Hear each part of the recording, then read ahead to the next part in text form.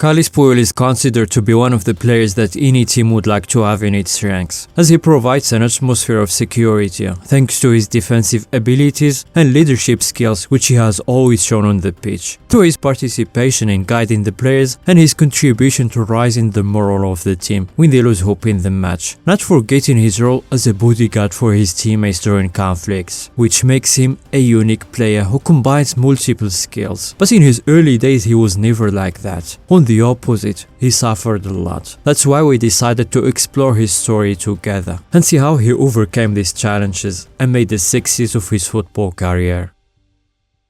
Like most of his FC Barcelona teammates, Carles Puyol was born in the Catalan region, in a small town called La Puebla de Segur. But unlike everyone else, he didn't start out playing football in the position you are all familiar with. I mean as a centre back. No, he tried all positions before that. And when I say all positions, I mean all of them, and without exaggeration. First, he started as a goalkeeper, and that was with his hometown club. But then he injured his shoulder and decided to change his position. And so he became a striker. Weird, right? And that's probably because nobody thought he would become a professional player, and they would let him play in any position. As he once said, my parents were skeptical about me becoming a footballer and encouraged me to study. But luckily for him, at the age of 16, he joined Barcelona's Academy La Masia, exactly in 95. It was there that he changed his position to become a defensive midfielder. 2 years later, he joined Barcelona B, where he began playing as right back, and in 98, he was ready to be called up to the first team. But at the time, Malaga made an offer to sign him, and Barcelona agreed to sell him, and he was ready to leave, especially as Van Gaal was Barcelona's coach, and he already had Dutch defenders that he uses. Here I mean Michael Reiziger and Frank de Boer, without forgetting that there was something happened between him and the coach, because when he saw him training for the first time, he called him into his office and said, "What's your problem? Can't you afford the money for a haircut?" So he thought that his chance of playing for the first team would not happen anytime soon. But when he found out that his friend Xabi Hernandez, who was 2 years younger than him, was making his first team debut, he refused to move to Malaga and decided to fight for his place too. And that's exactly what happened, where only a year later, Van Gaal promoted him and played his first game in La Liga against Real Valladolid. Although he started the season as a defensive midfielder, he changed his position to centre back, and he settled in these two positions. I mean as a centre back and sometimes as a right or left back when needed. And thank God since then he didn't change his position. Otherwise we saw him as a coach when he's going to try out all the positions. And in fact he doesn't need that, because throughout his career he was a coach and a leader on the pitch. And when Luis Enrique retired in 2004, he became the captain of the team despite his young age, and continued to do so until he retired. And he wasn't just another captain, he was exceptional, a warrior and a brave man on the pitch. And he was famous for his personality as a leader and his ability to influence his teammates in a positive way. As they used to say about him, even if our fall goes down, he thinks we can still win. And at the same time, when they are winning the game, he doesn't let them to relax. As Piqué once said, he's someone who, even if you are winning 3-2-0 and there is a few seconds left in the game, will shout at the top of his voice at you if he thinks your concentration is going. And that's because he's the kind of player who gives 100% in every game and is ready to die for the club badge. And he's always disciplined, encouraging all his teammates to be.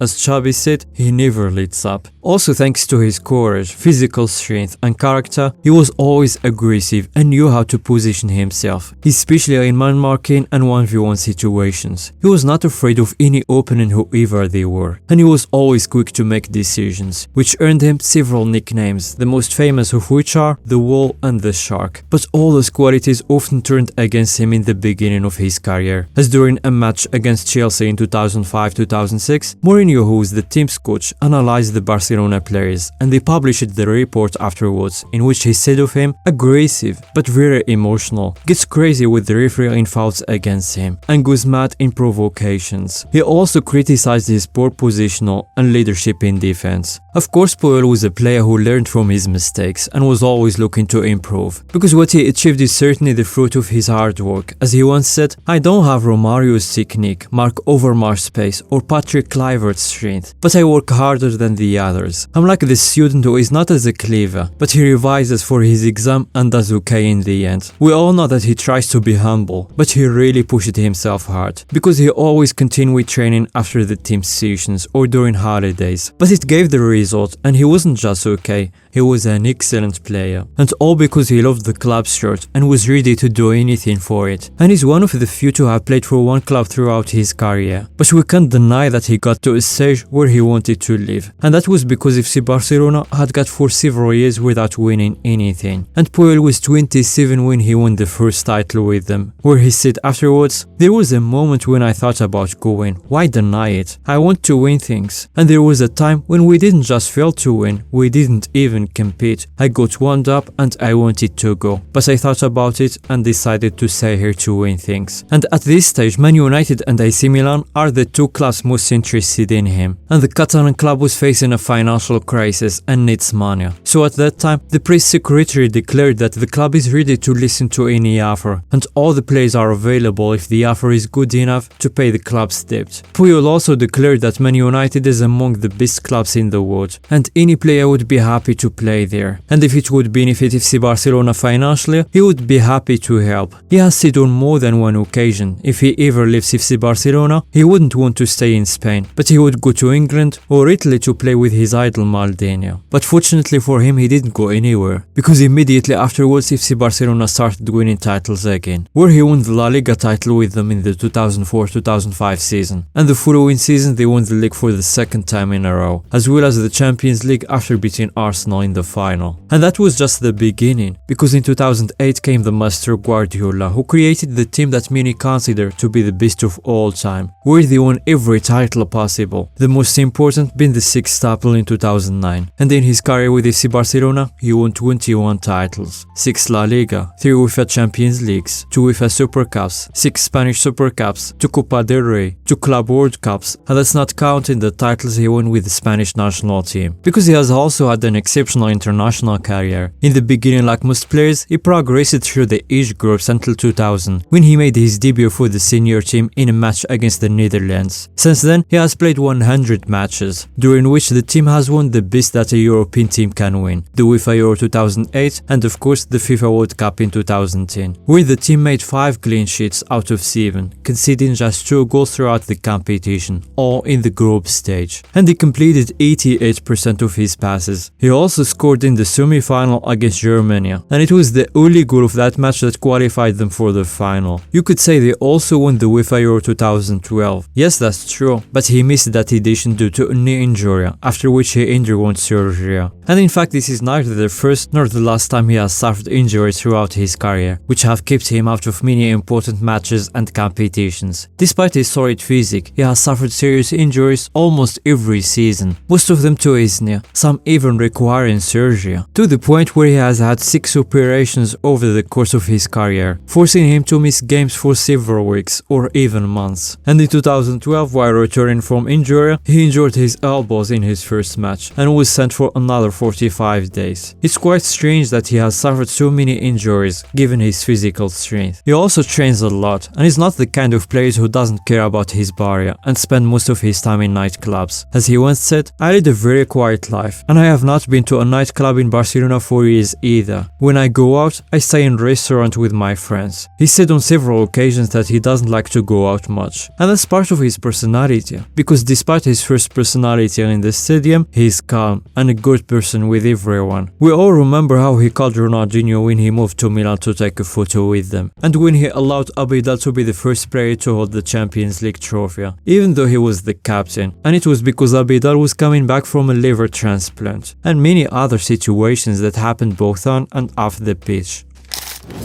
And in May 2014, Puyol decided to retire after more than 15 years in the first team due to a large number of injuries. And he said, "After my last 2 major operations, I found it's taken me a lot of effort to reach the level required here. However, those 15 years were enough for him to make his mark, because in that time he has made 593 appearances for the club and 100 for the national team, scoring 22 goals and providing 13 assists. But what is interesting is that despite being a defender with ferocious personality, he has only received 3 red cards in his whole career, 2 of them after the second yellow card. And if you take into account the way he played and his personality, you might find that strange.